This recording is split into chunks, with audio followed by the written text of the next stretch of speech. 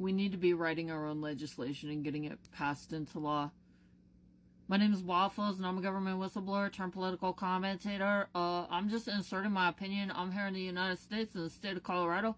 Not all states are able to write their own citizen petitions, but we're in a situation, you guys, where these politicians are just absolutely out of control. And if what we're dealing with here is foreign interference, if the situation is being caused by foreign adversaries purchasing our politicians, we cannot expect these guys to act in the best interest of the nation. And I think that a lot of us, regardless of what side of the aisle you're on, are pretty aware of the fact that we have a problem with our political system in this nation. I'm disgusted with the amount of violations of the law that I'm seeing, but other than that, like, I personally feel like we need to be looking for solutions. And for me personally, like, everything that these guys are doing has put my life in an emergency situation. I've literally lost everything and been trapped in a freaking room for the better part of 3 years now as a result of what they've been doing. I'm a whistleblower. I got a book. There's documentation. And I'm not able to get my issues resolved through the courts because Donald Trump and his administration just keep making the situation worse and worse and worse. And they certainly appear to be clogging the courts and obstructing justice. And I don't see enough being done to resolve this. And I don't think that we can rely on any of these politicians. I do support that protests and rallies continue, but we need to be looking for viable solutions as well. And I think that one of the things that we need to start doing as people is to be writing legislation. The president cannot be impeached if Congress doesn't do it. Congress is the only ones that really have the power to do that. And we can't trust the Congress right now. And personally, from my own perspective, if a foreign adversary was going to take down the United States, I'm just expressing my opinion. If a foreign adversary was trying to take down the United States and it's as simple as purchasing the politicians, then Congress would definitely be a prime target for a foreign adversary. I'm just saying, hypothetically speaking, from a rational standpoint. And it certainly appears that Congress is causing a lot of these problems. And from my own perspective, doing an investigation for the last 3 years, it looks like this has been going on since 2020. And that Congress is at the helm. And so then we, the people, need the ability to hold them accountable. If our governmental body has been corrupt for so long in a way where they're not going to regulate themselves, it's our responsibility as the American people. And so what we need to do is write a legislation to put a leash on these motherfuckers. So we need to find a way to hold Congress members accountable. They come from the state. So on the state level, we are able to do that. We can do that. But we need to write petitions and we need to get them in circulation. We've done all kinds of things where we have written our own laws and gotten it passed, and people need to understand the amount of power they actually have. We should not be letting things go this far. We should not be allowing this amount of harm to get done. People need to get the stuff written and get out on the streets and get these bills signed. There's things that we need to do.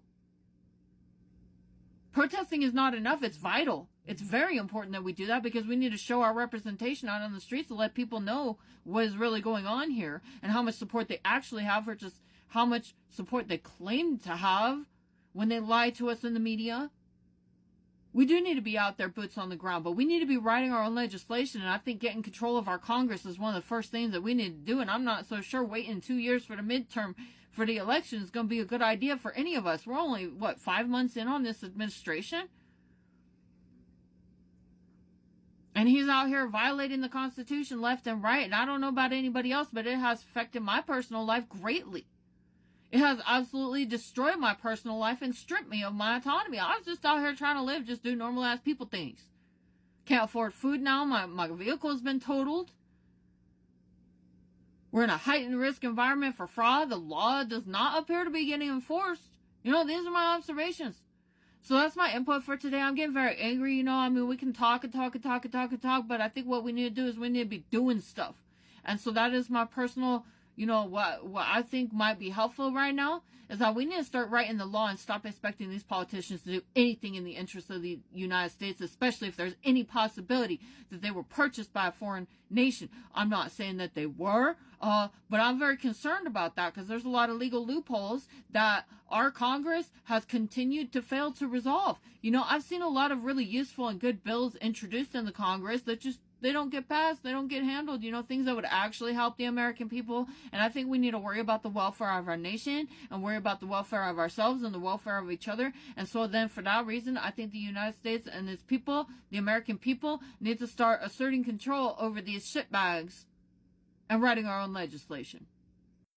Yeah, sorry, no, my observation is that with the multiple coup attempts that took place around January and December in multiple nations, most of those countries handled that by having recall elections and removing illegitimate people from office. The United States does not have any clauses in law that allows us to remove somebody if they're committing treason. So then if a president, under the qualification, like what the law says about treason is if the president, in the president's case, but this also applies to members of Congress and any other holders of office. The president is guilty of treason if he engages in war against the people, and if he provides aid and comfort to our foreign adversaries. And I personally feel, this is just my opinion, I'm free to express it, I personally feel that is what he is doing. But as far as the way the law is written, the Congress is the only ones that can take him out of office. And if our Congress is corrupted, then how do we deal with that? This country is only 250 years old. If a person can live to be 80 or 90, this country is only like 3 family generations old. This country is not very old, okay? We have a weak system of law, especially since we've had people exploiting it for the last, at least 10 years since Citizens United was passed. That's when all of our problems started, in my opinion. I mean, it's been pretty ugly here for a while. But if we're going to allow the purchasing of our politicians by allowing lobbying, we need to get rid of Citizens United. There's things that we need to do, and we need to find means to do that. We can start by getting the right people into our congressional seats and try to seize control over what these lobbyists are doing by creating means for the American people to have recourse if a politician is engaging in unethical acts and acts of corruption. Obviously, our House Ethics Committee is not doing its job and needs to be criminally investigated. This stuff has been going on for a long time. This stuff is, I started my investigation in 2023. I'm a government whistleblower. I have a book. Go find it. It's in my link tree in my bio. I'm not here to tell you about all of that stuff that's in hundreds of pages of stuff. I don't have the time to do that. But this has been going on for a long time. They've been systematically dismantling for a while now. Since 2023 is when I began my observations. It was very clear.